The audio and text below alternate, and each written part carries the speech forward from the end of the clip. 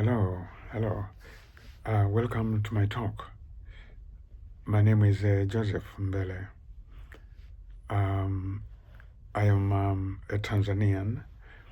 I teach here at St. Olaf College in Northfield, Minnesota. I'm in the English department. I've been here since 1991. I teach literature and folklore from around the world. I came here 1991, and before that, I taught at the University of Dar es Salaam in my country. I was there in the literature department from 1976, having done my undergraduate studies there. I like talking about different subjects. I have a YouTube channel. I'm enjoying posting recordings like this, and I range very widely across the fields of globalization, education, cultural differences, writing books, things like that. These are not highly structured presentations. I like to be conversational. Yes, just conversational. And I encourage you to comment on what I say, participate in the conversation in the comments section below this video. Today I want to address an issue that keeps cropping up in social media. I read a lot about this issue, and it has to do with the writers or people complaining about lack of sales for books they write. So people come out and they are very frustrated, and they post messages. Why is my book not selling? What should I do? What am I doing wrong? I've worked hard to write this book. Nobody's buying it. I've tried marketing it. I have advertised it, spent money on advertising, but there are no sales. I read this again and again and again. And then, of course, there are always people who claim to have the formula to help drive sales. Oh yes, they promise great results if you enroll in their course or if you purchase their book about selling books. And so the cycle goes on and on and on. I just want to share my thoughts. Yeah, I'm intrigued. My question is, you say people are not buying your book. Nobody's buying your book. My question is, why should they? Yeah. Why should anybody buy your book? Why did you write it? Did they ask you to write the book? Did they pressure you to write the book? I mean, this is a blunt question, but I think it's a legitimate question. Why should anybody buy your book? I have written some books, yes, and yeah, let me show you. I've written some books. I've actually shown them many times on these programs. Just to give an example, this is one of them. This is the latest. Chickens in the Bus, More Thoughts on Cultural Differences. yeah. Before this, I wrote a whole bunch of other books, such as this one in Swahili, Changamoto Insha za Jamii, and nobody's buying this book. Honestly, hardly anybody. I should just say nobody's buying this book. And then a few months ago, I published this one after working on it for years. Notes on a very famous African poem from Uganda, a long poem, The Song of Lawino. I wrote a study guide. I worked on it for years. I was very passionate working on this. Nobody's buying it. Nobody has bought a copy of this book, and it has been out there for many months. I wanted to write this book. I have no regrets. I have no regrets. I would do it again. Nobody asked me to write this book. Nobody's buying it. It's not my business. I am very happy I wrote the book. In fact, as I'm talking, there's another book I've been thinking about writing, and I'm very eager to write that book. And I've been thinking about it for about 40 years. 40. About 40 years. It's another study guide to a novel from West Africa. Actually, it's an autobiography, an autobiographical kind of work from Guinea, West Africa, by a writer called Kamara Laye. It's a well-known book, An African Child, but it was written originally in French, and so I read it in translation. But I love it. I've always loved it. There are amazing things I want to say about it. I will write a study guide. I've been thinking about it for 40 years, about 40 years. I don't know if anybody will buy that study guide. I can say nobody will buy it, but I'm very passionate. I want to write it. So I come back to the question of people wondering or complaining about, their book not selling, nobody buying their book. I guess there's a fundamental problem here. Why do you write a book? Why do we write books? Why? I've addressed this topic in another video. It's titled Writing Books That Don't Sell. Writing books that don't sell. If you search my YouTube channel, you should find that talk. Why do we write? I think the problem is people just wake up, or they just think, I need to write a book. And then maybe they start fishing around for a topic, and they write, and it doesn't really come from the heart. It's not something that's boiling within them.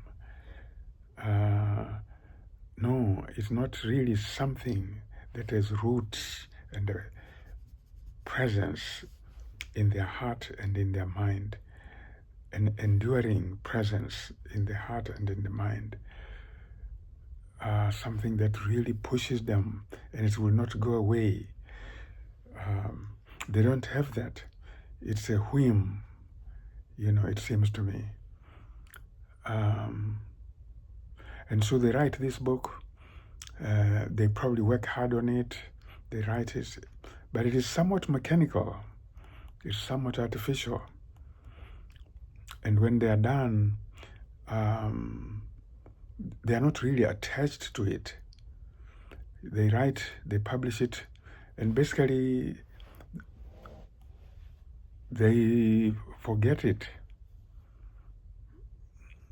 Yeah, they forget it and they just wait for it maybe to be sold or whatever. Um, um, their personality, their feelings are not, in that book. It's something very external to them. And so they live the rest of their life, and not have the book there as an immediate presence. I think that's the problem. My situation is different. I write that book as something that I feel I have to write. It comes from within, and it's an extension of who I am. Yes, it's an extension of who I am. I cannot separate myself from that book.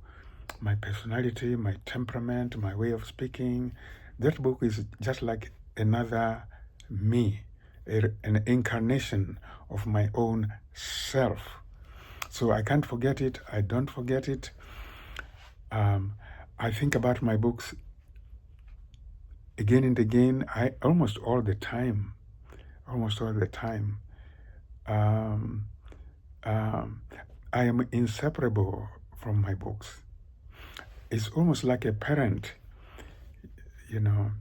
People want children, they have that child, and they don't forget the child. The child can be gone, but that child is very present in them. The child can go someplace, they can be near, but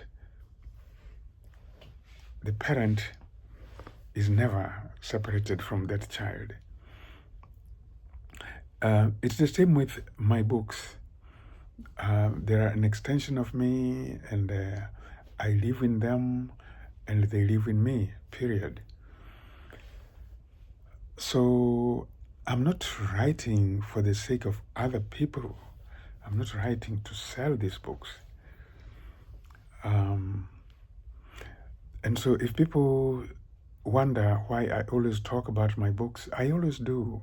What else can I do? I think about myself all the time. We all do.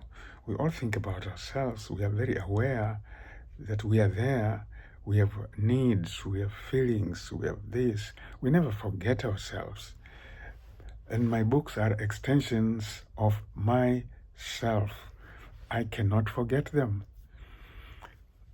I talk about my books not because I want to sell them. It's just like the way, if I see you, and we start talking, I'm very conscious of myself, my feelings, and things like that, my ideas. I guess that's the fundamental problem. The question is why people write. And I'm saying this in order to calm down those people who wonder, why their books are not selling. They need to think again about why they write, and maybe rethink the kind of books they write, that they should actually tap into their own souls and write books that are truly their own books that express their authentic self. Maybe this is the solution to this problem, a new way of thinking, and maybe people shouldn't write, if they don't feel that inner edge, that inner connection, to the thing they want to say or write about. Maybe not all people are meant to be writers. Maybe. I'm not claiming that that's the case. I'm just saying maybe. And I'm hoping to inspire those writers who genuinely have worked hard to write and write authentically. And the book is not selling. I want them to draw strength from the idea that what they've done is worthwhile, and it's valuable in its own right, irrespective of, what people out there think, irrespective of, responses by potential readers. People should value their product.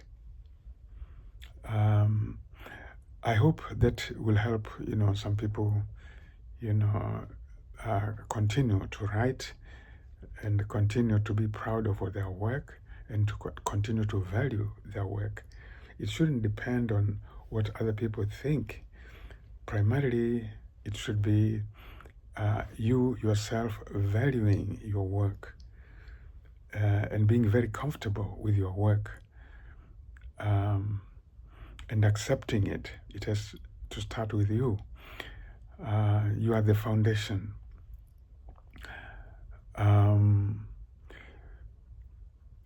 Nowadays, there are technologies, artificial intelligence, and I see stories about, how you can actually write your book in 3 minutes, those types of things. This is an extreme form of the kind of problem I'm talking about. A 3-minute book, writing a book in 3 minutes.